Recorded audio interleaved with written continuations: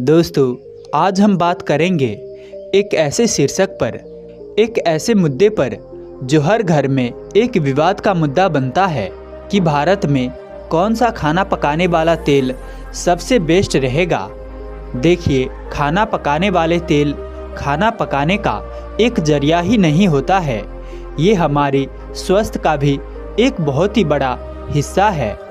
और आज मैं आपके साथ एक बौद्ध कथा के माध्यम से आपको बताने वाला हूँ कुछ ऐसे सीक्रेट जो कि असल में सही खाना पकाने वाला तेल का चुनने में आपको बहुत ही ज़्यादा मदद करेंगे और आप वास्तव में जान पाएंगे कि आपके लिए कौन सा कुकिंग ऑयल यानी कि खाना पकाने वाले तेल बेस्ट रहेगा। चलिए बिना किसी देरी के इस इंटरेस्टिंग कथा को शुरू करते हैं। एक बार की बात है, एक गुरु जो कि नगर नगर घूम घूम कर अपने शिष्यों के साथ सभी नगरों में, सभी गांवों में, राज्यों में जा जाकर सभी को नैतिक ज्ञान के साथ साथ शारीरिक और मानसिक दोनों के हेरचार के विषय में सभी को उपयुक्त निर्देशन दिया करते थे।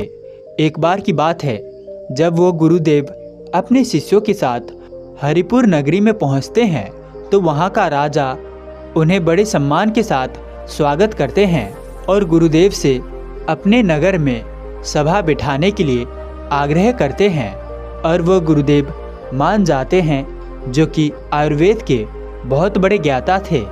गुरुदेव कहते हैं कि बस एक शर्त है कि नगर के सभी लोग इस सभा में जमा होने चाहिए।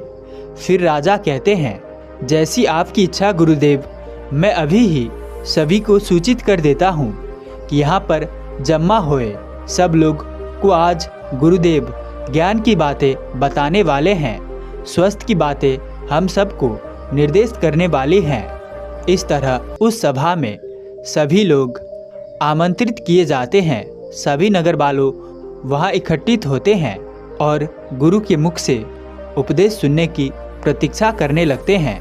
गुरुदेव कहते हैं, हमें कभी किसी से भेदभाव, छुआछूत नहीं करना चाहिए। धनी हो या गरीब हो, दीन हो दुखी हो, रोगी हो या अशक्त हो, शराबी हो या व्यसनी हो, गलत हो तो उसे अच्छे मार्ग में लाने का प्रयास करना चाहिए। लेकिन कभी भी छुआछूत और भेदभाव, असम्मानजनक व्यवहार नहीं करनी चाहिए। हमें समाज में मिलजुल कर आगे बढ़ना चाहिए। कोई एक व्यक्ति राह द्वेष, ईर्ष्या से आगे बढ़े तो इसमें समाज की कोई भलाई नहीं है।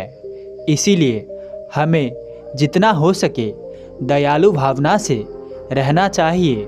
दान पुण्य, अपने कर्म कर्तव्य को पालन करते हुए भक्ति मार्ग पर चलकर ही हम अपने जीवन को साकार बना सकते हैं। गुरु की नैतिक ज्ञान सुनने के बाद सभी कहते हैं, गुरुदेव, हम आपके बताए रास्ते पर ही चलेंगे। हम बिल्कुल ही ऐसा करने का प्रतिज्ञा आपसे करते हैं। फिर गुरुजी कहते हैं, आज मैं आपको स्वास्थ्य से संबंधित एक बहुत ही महत्वपूर्ण मुद्दे के बारे में बात करने वाला हूँ, जो कि है खाना पकाने का तेल यानी कि कुकिंग ऑयल। फिर गुरुदेव कहते हैं, शुरुआत करते हैं रिफाइंड ऑयल से, यानी कि आपको रिफाइंड तेल सुनकर लगता है कि ये कुछ बहुत ही हेल्दी चीज़ है, स्वास्थ्यवर्धक होगी और इन तेल में से जितनी भी बुरी चीज़ें हैं, जितनी भी अशुद्धि है, उनको निकाल दिया गया होगा और इसकी वजह से ये सेहत के लिए अच्छी होगी। लेकिन इसको आपको कभी नहीं इस्तेमाल करना चाहिए, क्योंकि वास्तविकता कुछ और ही है।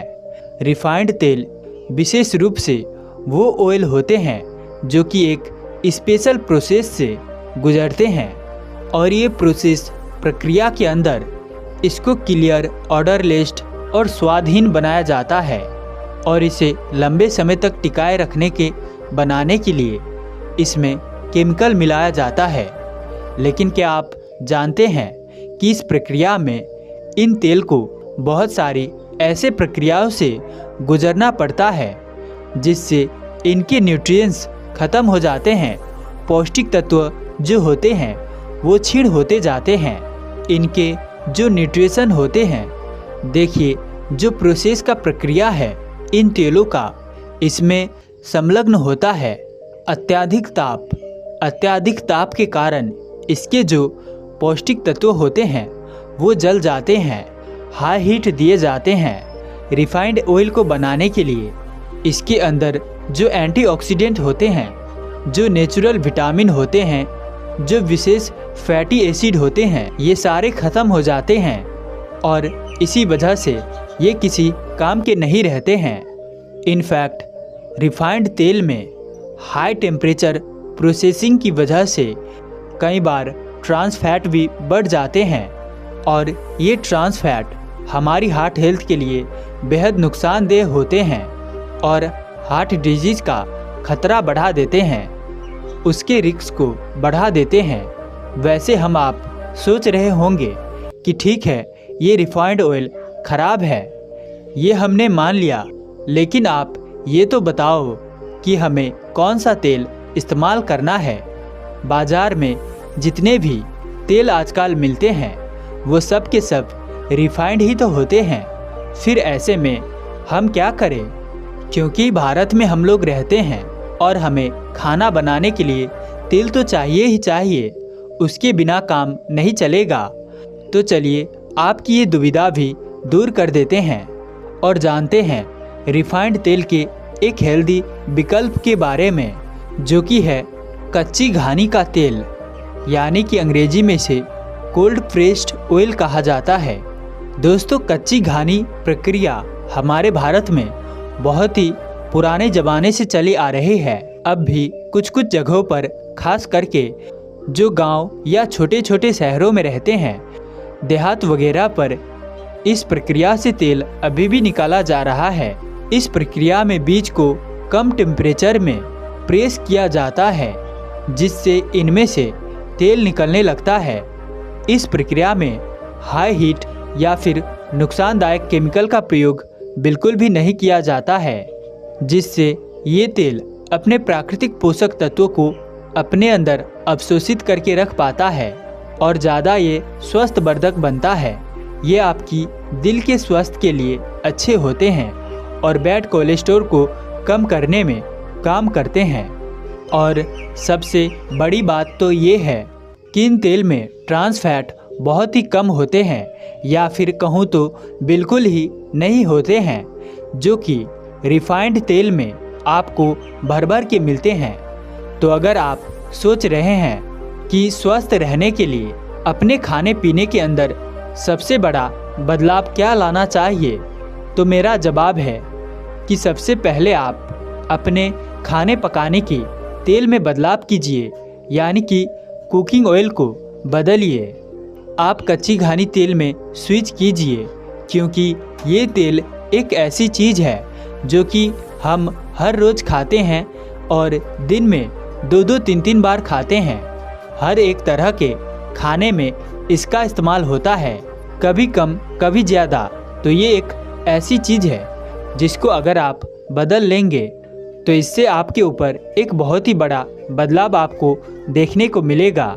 फिर वो गुरुदेव राजा और नगरवासी से कहते हैं, तेल की बात जब आती है तो इनमें सबसे पहला चुनाव आपके पास होता है मूंगफली का तेल, यानी ग्राउंडनट ऑयल।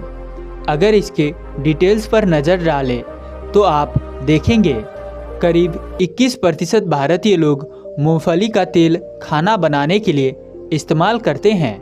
और अगर इसके पोषक तत्व प्रोफाइल को देखेंगे तो इसमें मोनो अनसैचुरेटेड फैट्स और पॉली अनसैचुरेटेड फैट्स का एक बहुत ही अच्छा बैलेंस होता है और ये फैट्स हमारे दिल को स्वस्थ रखते हैं। इसके साथ ही इसमें विटामिन ई भी होता है, जो कि एक शक्तिशाली एंटीऑक्सीडेंट होता है और उम्र के असर को कम करता है। यही नहीं, मूंगफली तेल का स्मोक पॉइंट भी हाई होता है, जो कि इसको इंडियन डिशेस और ख़ास तौर पर तलने के लिए, यानी कि फ्राइंग के लिए एक परफेक्ट चीज़ बनाता है। स्मोक पॉइंट अगर आपको नहीं पता है तो बता दूं कि ये वो टेम्परेचर होता है जिस पर तेल गर्म करने से तेल के अंदर से ब्लू स्मोक्स उठने लगती है। इससे तेल के अंदर जो फैटी एसिड होते हैं इसमें ब्रेकडाउन शुरू हो जाता है।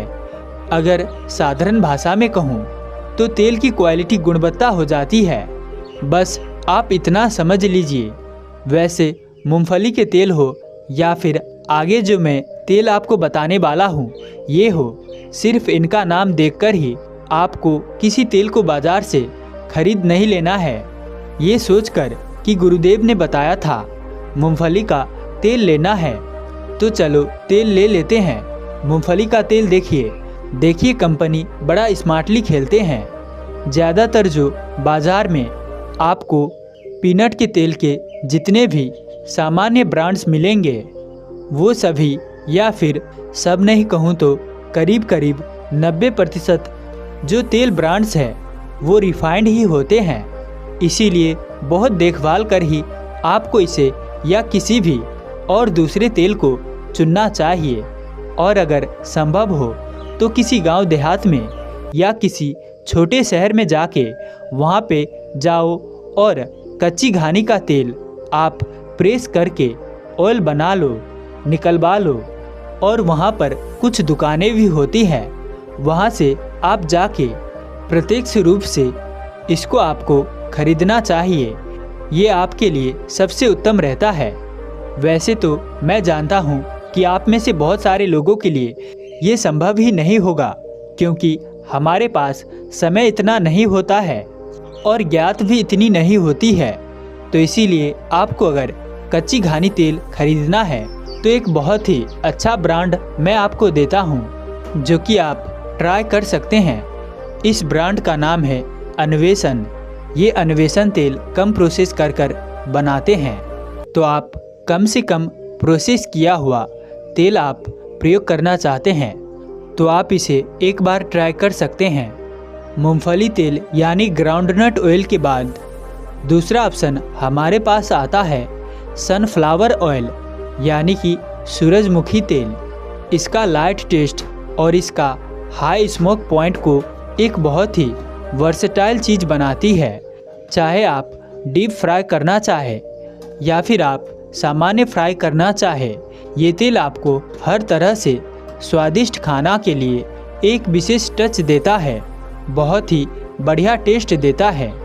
इसमें विटामिन ई होता है जो कि एक ज़बरदस्त एंटीऑक्सीडेंट है और आपकी त्वचा को भी सुंदर बनाता है और आपकी कोशिकाओं को फ्री रेडिकल से बचाने का भी काम करता है। रिसर्च बताती है कि सूरजमुखी तेल यानी कि सनफ्लावर ऑयल के रेगुलर इस्तेमाल से हार्ट की स्वास्थ्य इम्प्रूव होती है, क्योंकि इसमें जो पॉली अनसैचुरेटेड फैट नाम के गुड फैट होते हैं ये कोलेस्ट्रॉल को बढ़ने नहीं देते हैं। वैसे इसका इस्तेमाल ये नहीं है कि आप दिल खोलकर इस तेल का खाना शुरू कर दे कि भाई हमें तो गुरुजी ने बताया था ये सब तेल तो अच्छे होते हैं, हम खूब खाएंगे। तो सभी एक बात जान लीजिए, कोई भी चीज़ चाहे कितनी भी अच्छी क्यों ना हो, अगर ज़्यादा परिमाण में लेंगे, ज़्यादा खाएंगे, तो ख़ास तौर से ये तेल की अगर मैं बात करूँ तो अगर इनको आप ज़्यादा खाएंगे तो 100% है ये आपको नुकसान देंगे। तो अगर आप अपने दिल को स्वस्थ रखना चाहते हैं तो सनफ्लावर तेल भी आपके लिए एक बहुत ही बढ़िया चॉइस है। बस शर्तें हैं कि आप इसे कम मात्रा में या किसी भी तेल को कम मात्रा में ही खाएं, ज़्यादा ना खाएं। तीसरा नंबर पर आता है सरसों का तेल यानी कि मस्टर्ड ऑयल।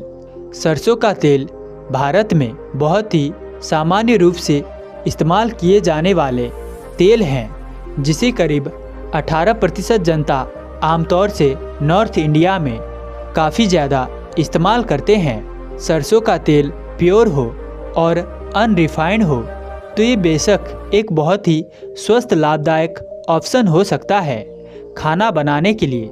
लेकिन सरसों के तेल को लेकर कई सारी विवादें हैं, जिनके चलते यूएस, ऑस्ट्रेलिया और बहुत सारे यूरोपियन देशों में सरसों तेल को खाना पकाने के लिए बैन किया हुआ है।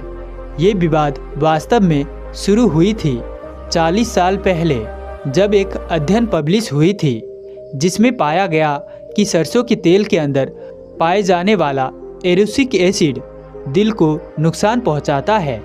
लेकिन मज़ेदार बात यह है कि इसके बाद और भी कई सारे रिसर्च जानवरों पर भी हुई, कुछ इंसानों में हुई, और जिनमें पाया गया कि सरसों का तेल इंसानों के लिए नुकसानदायक नहीं है बल्कि ये अच्छा है। तो कम शब्दों में कहूँ तो सरसों का तेल भी हम भारतवासियों के लिए काफ़ी स्वास्थ्यवर्धक ऑप्शन है, क्योंकि इसका स्मोक पॉइंट भी बहुत ज़्यादा हाई है। तो इसीलिए फ्राई करने के लिए, तलने के लिए, भुनने के लिए, चीज़ों को पकाने के लिए भी ये एक विचारणीय तेल है। वैसे तो फ्राई चीज़ें आपको खानी नहीं चाहिए, मैं मना करता हूँ और हमेशा भी मना करता रहूँगा। लेकिन अगर कुछ कंडीशन आए, आपको कुछ चीज़ें फ्राई करना ही हो, तो ऐसे अवस्था में आपके लिए इसका इस्तेमाल बहुत ही अच्छा ऑप्शन बन जाता है, क्योंकि तलने के लिए ये बहुत अच्छी चीज़ है। तो चलिए अब हम बात करते हैं अंत में नारियल का तेल यानी कि कोकोनट ऑयल की। आयुर्वेद में नारियल को बहुत ही शक्तिशाली माना जाता है। इसमें मीडियम चेन ट्राइग्लिसराइड होते हैं जो कि आसानी से डाइजेस्ट होती है और शक्ति पैदा करती है, जिससे ताकत आती है। और शरीर में नारियल तेल खाने से कोलेस्ट्रॉल मैनेजमेंट में ये मदद करता है, दिमाग को आपके तेज बनाता है, त्वचा के स्वास्थ्य को सुधार करता है, और बालों के लिए भी ये बहुत ही बढ़िया चीज़ है। कोकोनट ऑयल यानी कि नारियल का तेल इस्तेमाल ज़्यादातर साउथ इंडिया में ही किया जाता है। लेकिन अगर आप नॉर्थ इंडियन भी है और कुछ नया ट्राई करना चाहते हैं, आप नारियल का तेल भी अपनी लिस्ट में रख सकते हैं। इसको ज़रूर एक बार ट्राई करके देखिएगा, आपको अच्छा लगेगा। ये खाना पकाने के लिए एक काफ़ी स्वास्थ्यवर्धक चुनाव होगा। बस ध्यान रखें कि रिफाइंड ना हो और ये प्योर हो, और आप इसको ज़्यादा मात्रा में इस्तेमाल ना करें। खाना पकाने की तेल को लेकर मैंने आप सभी को कोशिश की है कि आपको सही सही जानकारी दे सकूं। तो आज के इस शीर्षक में मैंने आपको बहुत सारे तेल के बारे में बताया है, लेकिन एक चीज़ का आप सभी लोग हमेशा ध्यान रखिएगा, कोई भी तेल चाहे कितना भी अच्छा क्यों ना हो, इसको हमेशा कम मात्रा में ही, संतुलन में ही लेना चाहिए, क्योंकि ज़्यादा लेने से इसका उल्टा असर भी हो सकता है। और यही ऑयल जो कि कम मात्रा में आपके लिए अच्छे हैं, ये फ़ायदा करते हैं, और वही ज़्यादा मात्रा में लेने से ये आपकी सेहत को नुकसान भी कर सकते हैं। वैसे अगर बात करें तो एक एडल्ट को रोज़ाना दिन में 20 से 28 ग्राम तक फैट खाना चाहिए। करीब करीब 4 से 6 स्पून के आसपास ये बैठता है। तो ये अपनी डेली ऑयल यानी कि तेल के इंटेक को इस तरह के रेंज में रखिए, शारीरिक रूप से सक्रिय रहिए, और फिर देखिए कि आपको इन तेल से कितना फ़ायदा मिलता है, और आपको उबला हुआ स्वादहीन खाना भी नहीं खाना पड़ेगा। अंत में वह गुरुदेव सभी नगरवासियों और राजा से कहते हैं, तो हमारे स्वास्थ्य के लिए खाना पकाने के तेल का भी सही से इस्तेमाल करना बहुत ही ज़रूरी है, क्योंकि इससे कई लोग बीमार पड़ते हैं।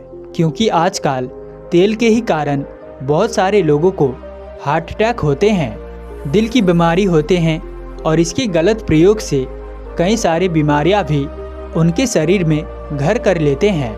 इसीलिए ये जानकारी देना बेहद ही ज़रूरी था। तो आप सभी भी सकबर हो सके तो कच्ची घानी तेल का ही प्रयोग करें, और यदि संभव नहीं है तो आप बताए गए अन्य ऑप्शन में जा सकते हैं। फिर गुरुदेव सभा विसर्जित करते हुए सभी को प्रणाम करते हैं और अगले वर्ष आने की प्रतिज्ञा करते हुए वहाँ से विदा लेते हैं। सभी गुरुदेव को प्रणाम करते हुए राजा गुरु और उनके शिष्य को बहुत ही धूमधाम से अपने राज्य से विदाई करते हैं। तो दोस्तों, कैसी लगी ये ज्ञानवर्धक कहानी, अगर अच्छा लगा हो तो वीडियो को लाइक और चैनल को सब्सक्राइब कर देना।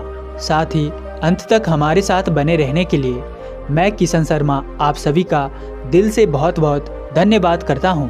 तो मिलेंगे ऐसी किसी और नए वीडियो के साथ, तब तक के लिए अपना ख्याल रखें। धन्यवाद।